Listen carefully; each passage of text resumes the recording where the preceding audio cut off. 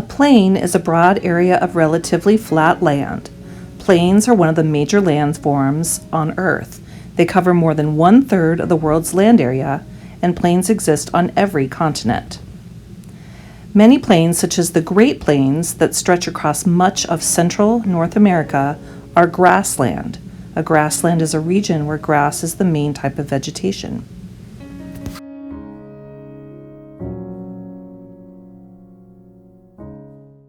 For our lesson today, we will draw an example of the plains, specifically farmland, using one-point perspective like this. One-point perspective is a drawing method that shows how things appear to get smaller as they get further away, converging towards a single vanishing point on the horizon. It is a way of drawing objects upon a flat piece of paper so that they look three-dimensional and realistic.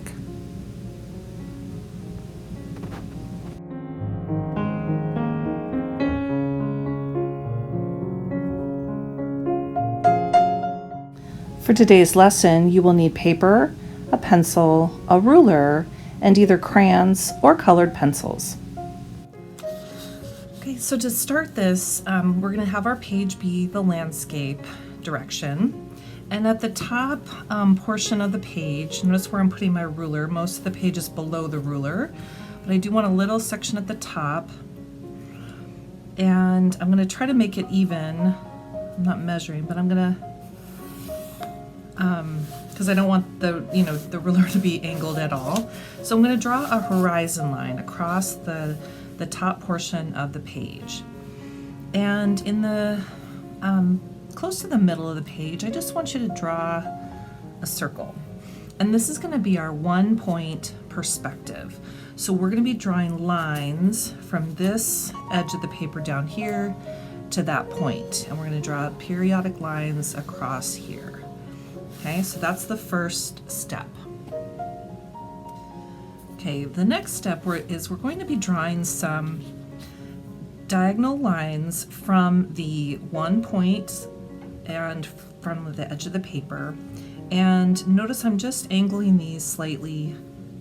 I'm going to draw one. You can kind of see what it looks like when I'm done. There. So I'm going to start with making two going the opposite direction. So I'm going to be making a triangle here in the center. Again, making sure I'm lining this up with this point here. So here is kind of the middle of my paper. And I'm just going to put an X here so you can kind of track. This is my center perspective row. And for this picture, I have another example I'll show you that I did. This is a you're going to see we're going to add multiple rows for our farmland, for the plains.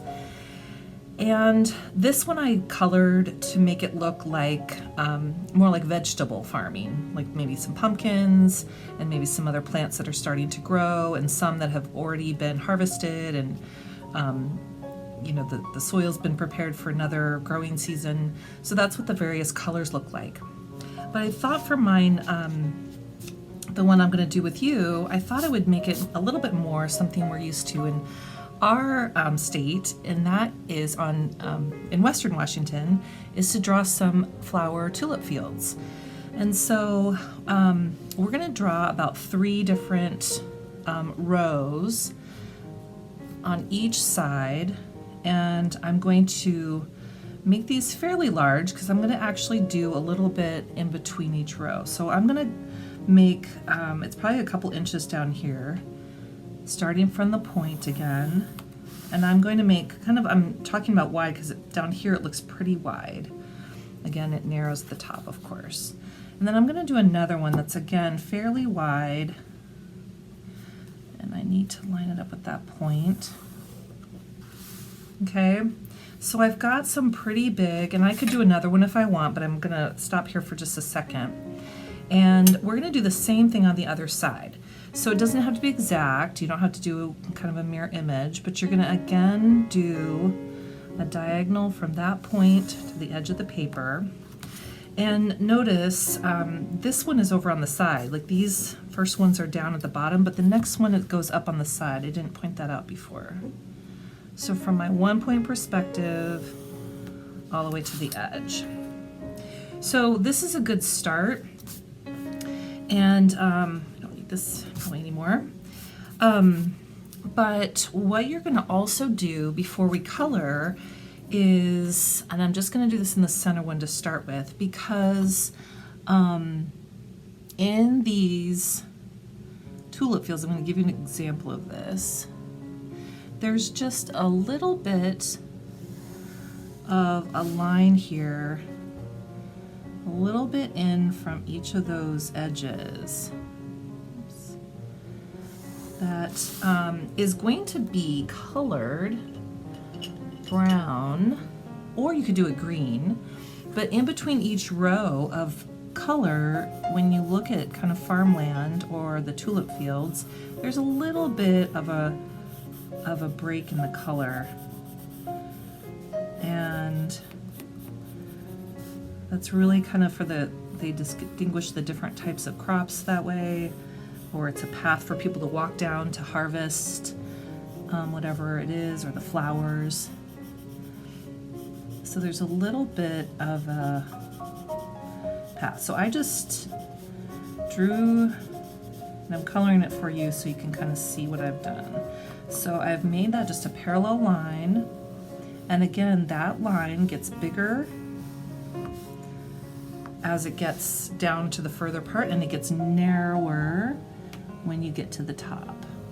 And that's what our perspective is looking like. So the rows look like they're way into the horizon, and that's what these fields look like. They go quite a ways. So then to start coloring this, let's say like if you've seen the tulip fields, I'm looking for my yellow, I don't see it. I think I have a yellow crayon though. So you can use crayons or color pencils, but I know a lot of our tulips are this beautiful yellow color, so I can make this row yellow, and that's maybe what this field looks like. Oops, I went over a little bit. And then each row I could color a different shade, because each row could be a different color of tulip. So you can color them solid colors,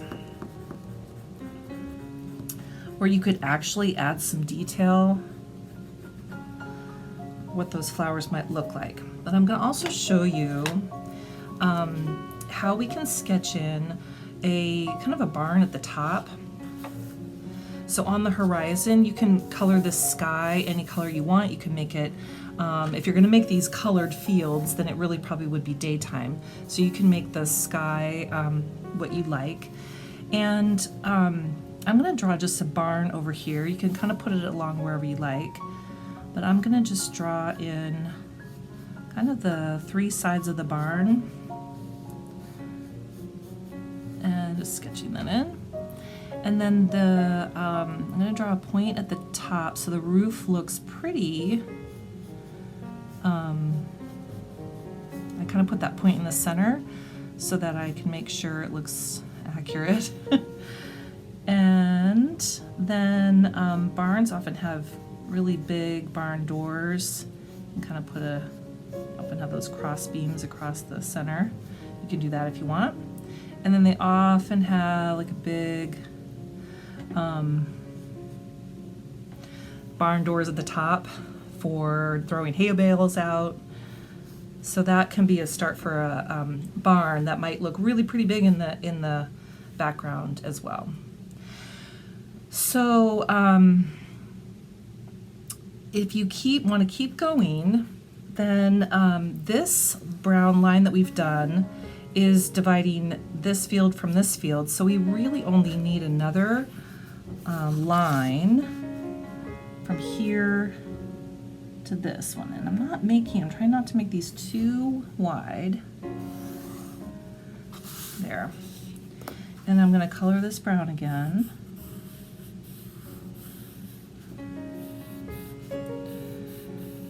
And it gives you that example. And then this one, maybe I want this field to look like, maybe it's going to have maybe red tulips this time. crayon again. So you get the idea. You're just going to keep adding these fields of color. And if you want to, I've shown you some pictures in this video of the what this might look like, but you can also look at maybe Google the tulip fields in Washington State in the Skagit Valley. If you haven't gone there in person, it's a nice trip to go up there someday in the spring when they're blooming. So you get the idea. And I want to point out, if you'd like to continue with the flower, just the rows of color, you can. If you wanted to make yours look like a vegetable farmland, I want you to notice when I drew these, as you draw items and go back in perspective, they're larger in the front and smaller in the back. So these pumpkins are bigger right here, and they gradually get smaller until they're more spaced out and smaller. So you can't quite see, you see little smudges of orange to represent them, but they're not as defined, they're not as large, and they're spaced out a little bit further. So same thing over here, these rows of these plants that are just popping up out of the ground, they're kind of one size here, they gradually get smaller, and spaced out a bit more until there's just a few as you go back. So that's one other trick to make your eyes recognize that it is showing perspective. So again, you can keep working on this one. I'm going to keep working on mine, and I'll show you in just a minute. I'm going to keep coloring, then I can show you another clip on how to show some definition if you want to show some definition of your flowers. So here is my picture after I've colored it in a bit more.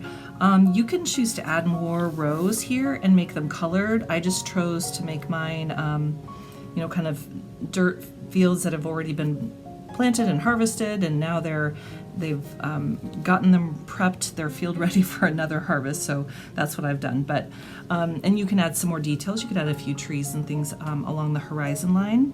But I wanted to show you how, if you want to show some definition of the flowers, I've started here.